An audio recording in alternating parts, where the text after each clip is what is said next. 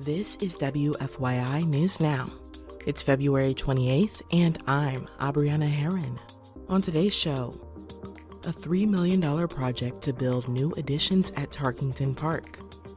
An Indianapolis-based company says it will invest $27 billion in U.S. manufacturing. And new plans to make the I-465 and I-69 interchange safer and less congested. It's been a long construction project.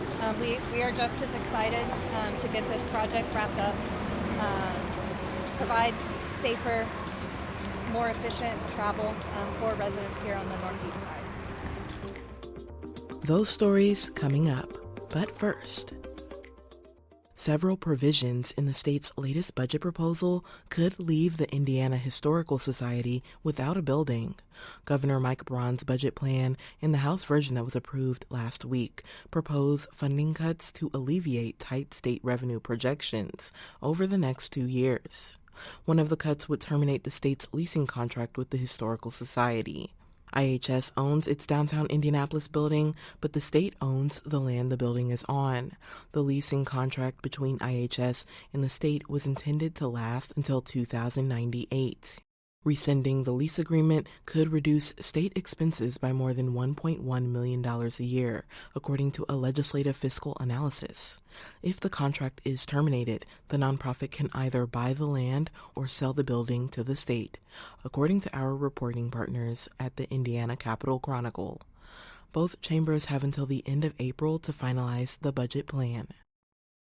A $3 million project is underway to improve Tarkington Park, just west of the State Fairgrounds. WFYI's Jeremy Rubin reports the addition is named in memory of a community activist. Richard Coach Nell Hamilton mentored young athletes for years as the coach of a youth football team. He passed away in 2023. Allison Luthi, executive director of the MLK Center, says Nell was working on improvements to the park before he died. Coach Nell was my friend and my ally. We ruffled some feathers together. I'm so proud that this field is being built here. I'm happy that it's named in his honor, but I'm really happy for the players.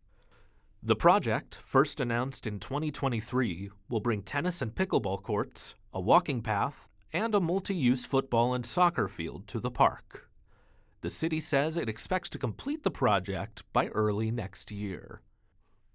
I'm Jeremy Rubin. Pharmaceutical giant Eli Lilly announced Wednesday that it plans to invest roughly $27 billion in United States manufacturing. WFYI's Elizabeth Gabriel reports the Indianapolis-based company said this will be the largest pharmaceutical manufacturing investment in U.S. history.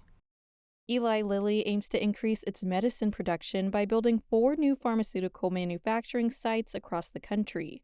Altogether, the company estimates that the project could create nearly 10,000 construction jobs and more than 3,000 jobs for engineers, scientists, and other staff. Most of the future locations will focus on things including manufacturing active pharmaceutical ingredients and strengthening Lilly's supply chain. One site will focus on extending the company's global manufacturing network. Previously, Eli Lilly invested $23 billion in domestic capital expansion commitments, including in Indiana.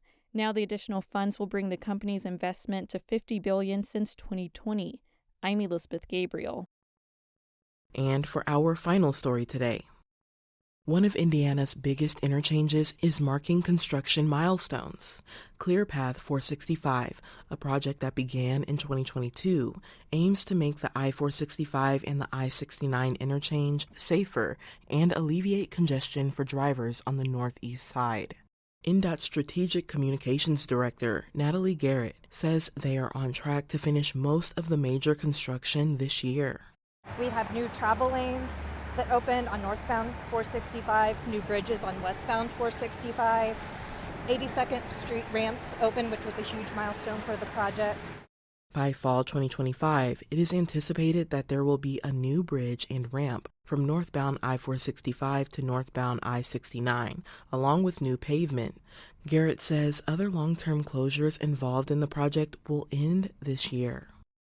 It's been a a long construction project.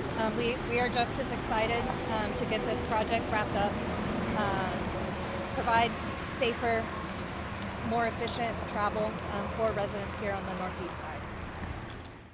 The estimated $471 million project is funded by both federal and state transportation funds and includes a $70 million donation grant awarded in 2021.